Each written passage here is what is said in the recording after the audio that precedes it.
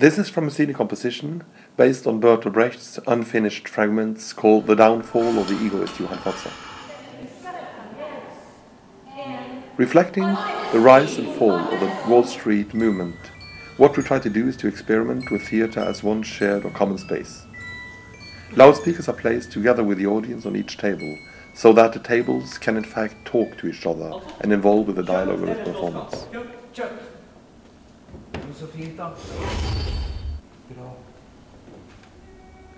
For me, a key question is it possible to break away from the tendency of theatre to privatize all problems and tragedies, also where these tragedies and conflicts obviously are shared by millions of people and are caused by crises and structures independent of the choices and spiritual life of individual destinies?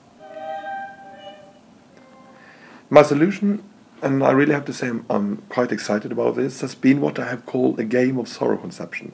And for the last 2 years, I've been working day and night to explore this game of sorrow concept. My aim has been to find an artistic dramaturgical form to seek for the individual in the system and the system in the individual.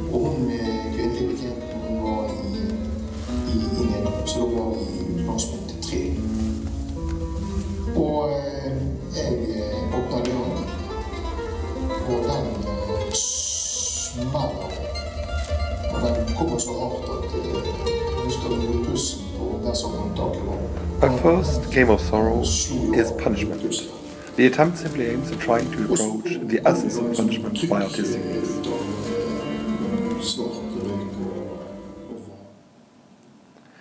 The solution was to turn the actors and the musicians into players who take their game pieces, that is more or less authentic cases, through a labyrinth of written and unwritten rules, where you for each decision, each step, are in danger of having to leave the game or to move back to the start. This became the starting point of the self-imposed rules of the game of sorrow conception. To the players, musicians, actors and technicians, the rules of the game mean a situation where one does not represent characters, but instead works for one's game pieces, sacrifices a piece, or exchange game pieces with each other.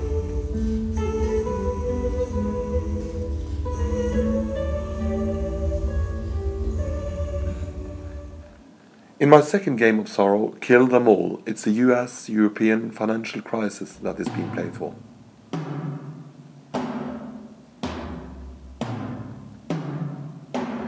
The game board this time covers the whole stage, and a team of actors, DJs and instrumentalists move their game pieces around in a murderous system of economic power and powerlessness. The dramaturgy of what I call Game of Sorrow is structured after rounds and moves, not scenes and acts.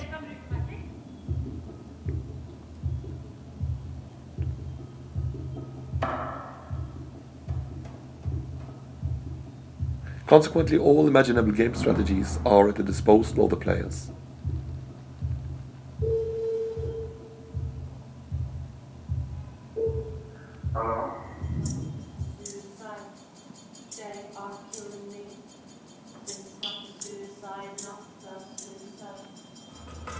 In one move, the song is chosen as a game strategy, in the second one a more or less realistic chamber play, and in the third one a visual radio play.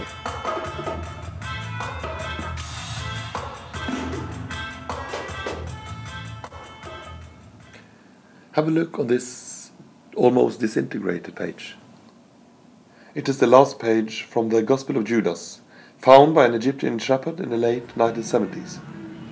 In our brand new version, there are 3 Judas children who are playing the game, moving actors, singers and musicians freely around in a radical alternative game about the history of Jesus' suffering.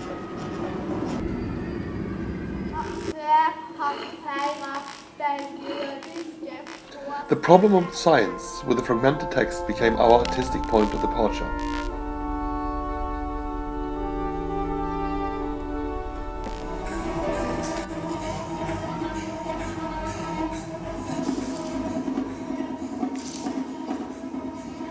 With more than 20% of the old Coptic manuscript dissolved, sentences stop without any ending, and questions remain.